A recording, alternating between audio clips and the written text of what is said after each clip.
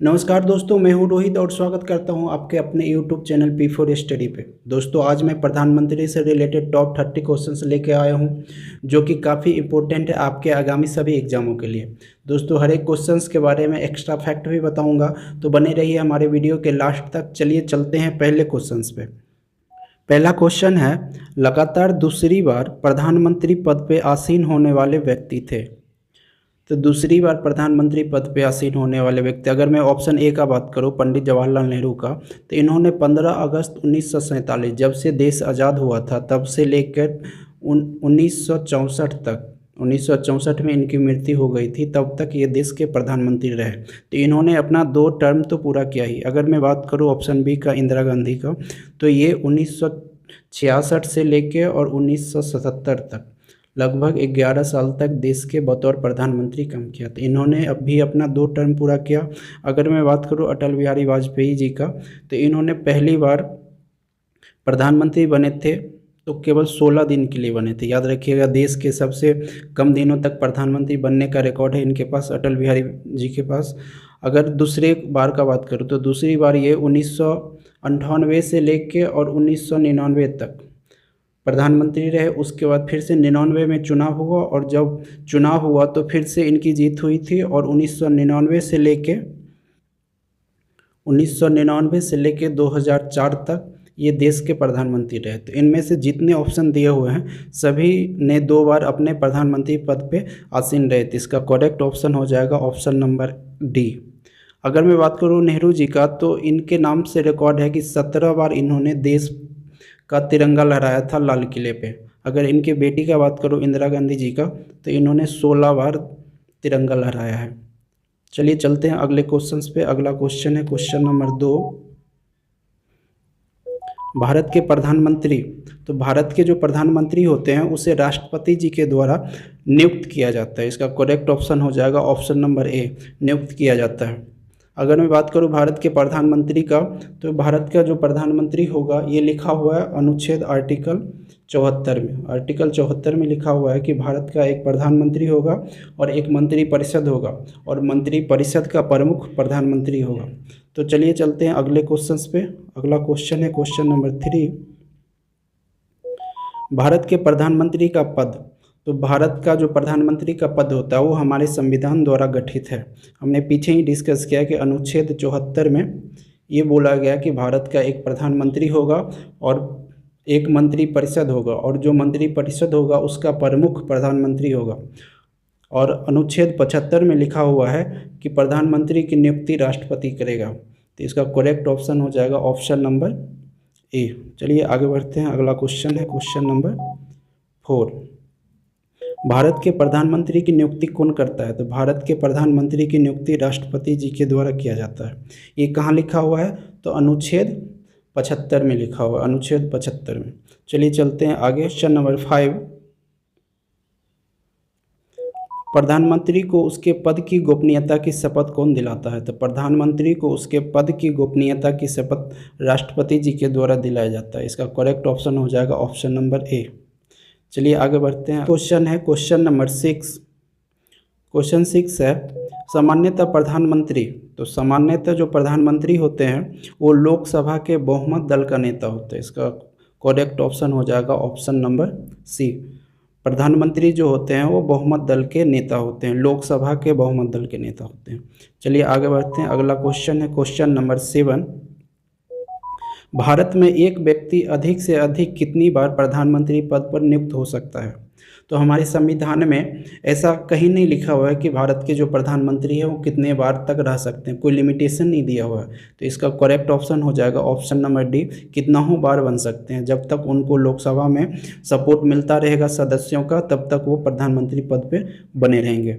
चलिए आगे बढ़ते हैं। अगला क्वेश्चन है क्वेश्चन नंबर 8, भारत में शक्तियों का प्रमुख उभरता केंद्र कौन है। तो भारत में जो वास्तविक शक्तियाँ होती है वो हमारे देश के प्रधानमंत्री के पास होता है, और राष्ट्रपति जो हमारे होते हैं वो संवैधानिक प्रमुख होते हैं। लेकिन राष्ट्रपति प्रधानमंत्री या मंत्री परिषद के आदेश के हिसाब से ही काम करते हैं। चलिए आगे बढ़ते हैं। नेक्स्ट क्वेश्चन है क्वेश्चन नंबर 9, निम्नलिखित में से कौन लोकसभा का नेतृत्व करता है। तो जो हमारे देश के प्रधानमंत्री होते हैं वही मंत्री परिषद का क्या होते हैं, प्रमुख होते हैं। तो आमतौर पे यही क्या होते हैं, लोकसभा के प्रमुख होते हैं या नेतृत्व करते हैं। चलिए आगे बढ़ते हैं। नेक्स्ट क्वेश्चन है क्वेश्चन नंबर 10। संघीय मंत्री परिषद का अध्यक्ष कौन होता है? हमने पीछे ही डिस्कस किया है, संघीय मंत्री परिषद या मंत्री परिषद का अध्यक्ष कौन होता है? प्रधानमंत्री। इसका करेक्ट ऑप्शन होगा ऑप्शन नंबर बी। क्वेश्चन है क्वेश्चन नंबर 11। योजना आयोग या नीति आयोग का अध्यक्ष कौन होता है? तो योजना आयोग को ही 1 जनवरी 2015 को नीति आयोग में कन्वर्ट कर दिया। तो जो नीति आयोग के अध्यक्ष होते हैं वो देश के प्रधानमंत्री होते हैं। तो इसका करेक्ट ऑप्शन हो जाएगा ऑप्शन नंबर सी, प्रधानमंत्री। अभी प्रेजेंट में कौन है नीति आयोग के अध्यक्ष? तो देश के प्रधानमंत्री हैं नरेंद्र मोदी। तो यही क्या है, नीति आयोग के अध्यक्ष हैं। नेक्स्ट क्वेश्चन है क्वेश्चन नंबर 12। आमतौर पे भारत के प्रधानमंत्री होते हैं, तो याद रखिए आमतौर पे भारत के जो प्रधानमंत्री होते हैं वो लोकसभा के सदस्य होते हैं। यहाँ पे बात हो रही है लोकसभा की, तो लोकसभा को संसद का निम्न सदन भी कहा जाता है। याद रखिएगा, संसद के निम्न सदन को लोकसभा कहते हैं और संसद के उच्च सदन को राज्यसभा कहते हैं। उच्च सदन को अपर हाउस और इसको लोअर हाउस बोला जाता है। उसके बाद एक और क्वेश्चन इससे आता है कि लोकसभा में, याद रखिएगा, लोकसभा में मैक्सिमम सीट कितने हो सकते हैं? तो लोकसभा में मैक्सिमम सीट हो सकता है 552, लेकिन चुनाव कितना पे होता है? चुनाव होता है 545 पे। इनमें से भी 545 में से 543 पे चुनाव होता है और जो 2 सीट है वो राष्ट्रपति के द्वारा नॉमिनेट किया जाता है। नॉमिनेशन में पहले एंग्लो इंडियन को नॉमिनेट किया जाता था, लेकिन जनवरी 2020 में 104वां संविधान संशोधन किया गया और इसके तहत एंग्लो इंडियन को हटा के ये जो 2 सीटें थी इसको बैकवर्ड क्लास को दे दिया गया। चलिए आगे बढ़ते हैं नेक्स्ट क्वेश्चन पे। नेक्स्ट क्वेश्चन है क्वेश्चन नंबर 13। संसदीय तंत्र में वह व्यक्ति प्रधानमंत्री चुना जाता है जो निम्न का नेता होता है। तो संसदीय तंत्र में प्रधानमंत्री चुना जाता है जो निम्न सदन में बहुमत दल का नेता होता है। तो याद रखिए ऑप्शन बी इसका करेक्ट होगा, निम्न सदन में बहुमत दल का नेता होता है। आगे बढ़ते हैं। अगला क्वेश्चन है क्वेश्चन नंबर 14। मंत्रिमंडल की बैठक की अध्यक्षता कौन करता है? तो मंत्रिमंडल के बैठक की अध्यक्षता देश के प्रधानमंत्री करते हैं। इसका करेक्ट ऑप्शन होगा ऑप्शन नंबर डी। आगे बढ़ते हैं। अगला क्वेश्चन है क्वेश्चन नंबर 15। प्रधानमंत्री की नियुक्ति राष्ट्रपति करता है, यह किस अनुच्छेद में वर्णित है? तो याद रखिएगा अनुच्छेद 74 में वर्णित है कि प्रधानमंत्री की नियुक्ति राष्ट्रपति के द्वारा किया जाएगा। इसका करेक्ट ऑप्शन हो जाएगा ऑप्शन नंबर सी। आगे बढ़ते हैं। नेक्स्ट क्वेश्चन है क्वेश्चन नंबर 16। भारत के प्रधानमंत्री के लिए उम्मीदवार की कम से कम कितनी उम्र होनी चाहिए? तो भारत के प्रधानमंत्री पद के उम्मीदवार के लिए कम से कम उम्र कितना होना चाहिए? 25 वर्ष। याद रखिएगा 25 वर्ष, क्योंकि जो लोकसभा होती है, लोकसभा में सदस्यता प्राप्त करने के लिए मिनिमम उम्र कितनी होनी चाहिए? 25 साल। अगर आप राज्यसभा में सदस्य ग्रहण करना चाहते हैं तो आपकी उम्र कितना होना चाहिए? 30 साल। यदि आप देश के राष्ट्रपति बनना चाहते हैं तो आपका उम्र होना चाहिए 35 साल। राष्ट्रपति, उपराष्ट्रपति या राज्यपाल तीनों के लिए कितना चाहिए? 35 ईयर।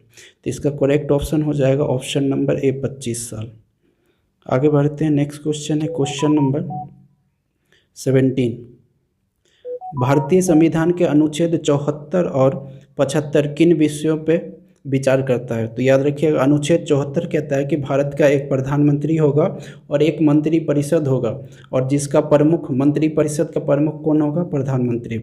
और अनुच्छेद 75 में कहता है कि भारत के प्रधानमंत्री की नियुक्ति राष्ट्रपति के द्वारा किया जाएगा। तो याद रखिएगा दोनों जो रिलेटेड है वो मंत्री परिषद। इसका करेक्ट ऑप्शन हो जाएगा ऑप्शन नंबर ए। आगे बढ़ते हैं। अगला क्वेश्चन है क्वेश्चन नंबर 18। मंत्री परिषद में शामिल नहीं है। तो मंत्री परिषद में देखिए ऑप्शन ए कैबिनेट मंत्री शामिल है, राज्य मंत्री भी शामिल है, उप मंत्री भी शामिल है, लेकिन कैबिनेट सचिव ये क्या है? ऑप्शन डी जो है कैबिनेट सचिव, ये मंत्री परिषद में शामिल नहीं है। इसका करेक्ट ऑप्शन हो जाएगा ऑप्शन नंबर डी। आगे बढ़ते हैं। अगला क्वेश्चन है क्वेश्चन नंबर 19। भारत के केंद्रीय मंत्री परिषद की बैठक की अध्यक्षता कौन करता है? तो भारत के केंद्रीय मंत्रिपरिषद की बैठक की अध्यक्षता देश के प्रधानमंत्री करते हैं। इसका करेक्ट ऑप्शन हो जाएगा ऑप्शन नंबर सी। आगे बढ़ते हैं, अगला क्वेश्चन है क्वेश्चन नंबर 20। कोई व्यक्ति संसद के किसी भी सदन का सदस्य हुए बिना केंद्र में कितनी अवधि तक मंत्री रह सकता है? तो याद रखिएगा, अगर आप संसद के सदस्य नहीं है, यानी कि संसद मतलब लोकसभा, राज्यसभा और या राष्ट्रपति। संसद के 3 अंग होते हैं, याद रखिएगा, लोकसभा, राज्यसभा और राष्ट्रपति। तो यदि आप लोकसभा के भी सदस्य नहीं हैं, राज्यसभा के भी सदस्य नहीं हैं, उसके बावजूद भी आप 6 महीने तक किसी भी मंत्री पद पर रह सकते हैं। लेकिन 6 महीने के अंदर आपको किसी भी सदन में या तो उच्च सदन या निम्न सदन में सदस्यता लेनी पड़ती है। तो इसका करेक्ट ऑप्शन हो जाएगा 6 महीने तक।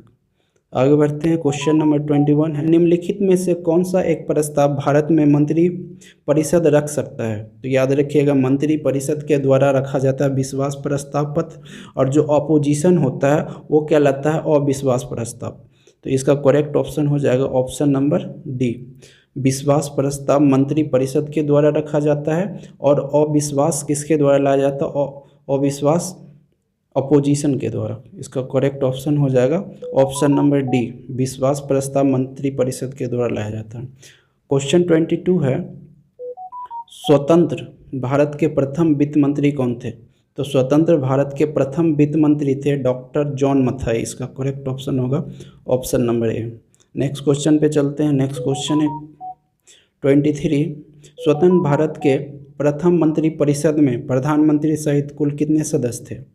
तो स्वतंत्र भारत के प्रथम मंत्री परिषद में प्रधानमंत्री सहित कुल 36 सदस्य थे। इसका करेक्ट ऑप्शन हो जाएगा ऑप्शन नंबर सी। आगे बढ़ते हैं, नेक्स्ट क्वेश्चन है क्वेश्चन नंबर 24, सबसे अधिक उम्र में प्रधानमंत्री पद पर आसीन होने वाले व्यक्ति थे। तो सबसे अधिक उम्र में प्रधानमंत्री पद पे आसीन होने वाले व्यक्ति थे मोरारजी देसाई। याद रखिएगा, इन्होंने 81 ईयर 81 वर्ष की उम्र में प्रधानमंत्री पद पे आसीन हुए थे। जब देश में राष्ट्रीय आपातकाल लागू हुआ तो 1975 से 1977 के बीच में, तब क्या हुआ, कांग्रेस पार्टी टूट गई और एक जनता पार्टी का निर्माण हुआ, और जनता पार्टी का ही सरकार बना था 1977 से लेके ये लगभग 1.5 सालों तक चला। उसके बाद इन्होंने इस्तीफा दे दिया था। तो चलिए आगे बढ़ते हैं, अगला क्वेश्चन है क्वेश्चन नंबर 25, जवाहरलाल नेहरू के निधन के पश्चात किसने प्रधानमंत्री पद ग्रहण किया था?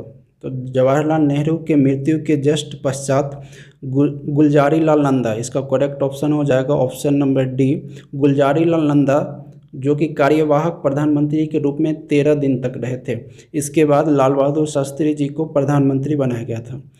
चलिए आगे बढ़ते हैं, क्वेश्चन 26 है, निम्नलिखित में से किस प्रधानमंत्री की मृत्यु भारत से बाहर हुई थी? तो पंडित लाल बहादुर शास्त्री एक ऐसे प्रधानमंत्री हैं जिनकी मृत्यु देश से बाहर हुई थी। इसका करेक्ट ऑप्शन हो जाएगा ऑप्शन नंबर बी। आगे बढ़ते हैं, अगला क्वेश्चन है क्वेश्चन नंबर 27, पहला अविश्वास प्रस्ताव किसके खिलाफ लाया गया था? तो जो देश में पहला अविश्वास प्रस्ताव लाया गया था वो पंडित जवाहरलाल नेहरू के खिलाफ लाया गया था। आगे बढ़ते हैं, अगला क्वेश्चन है क्वेश्चन नंबर 28, अविश्वास प्रस्ताव के द्वारा हटाए जाने वाले प्रथम प्रधानमंत्री कौन थे? तो ये थे वीपी सिंह, विश्वनाथ प्रताप सिंह। ये पहले देश के प्रधानमंत्री हुए जिन्हें अविश्वास प्रस्ताव के द्वारा हटाया गया था। चलिए आगे बढ़ते हैं, अगला क्वेश्चन है क्वेश्चन नंबर 29, वह प्रथम प्रधानमंत्री कौन थे जिन्होंने संसद सत्र में उपस्थित हुए बिना ही त्यागपत्र दे दिया था? तो ये थे चौधरी चरण सिंह। ये लगभग 5 महीने तक देश के प्रधानमंत्री पद पर रहे थे। उसके बाद इन्होंने बोला कि हमें प्रेशर में काम नहीं कर सकते हम, इसलिए हम इस्तीफा देते हैं। इसका करेक्ट ऑप्शन होगा ऑप्शन नंबर बी, चौधरी चरण सिंह। ये लास्ट क्वेश्चन है आज के वीडियो का, निम्नलिखित में से किसने 2 बार कार्यकारी प्रधानमंत्री के रूप में पदभार संभाला था? तो इसका करेक्ट ऑप्शन है गुलजारी लाल नंदा। इन्होंने देश के पहले प्रधानमंत्री की मृत्यु के बाद, यानी कि पंडित जवाहरलाल के मृत्यु के बाद और शास्त्री जी के मृत्यु के बाद, दोनों के मृत्यु के बाद 13 दिन के लिए प्रधानमंत्री कार्यवाहक प्रधानमंत्री के रूप में काम किया है। इसका करेक्ट ऑप्शन होगा ऑप्शन नंबर सी।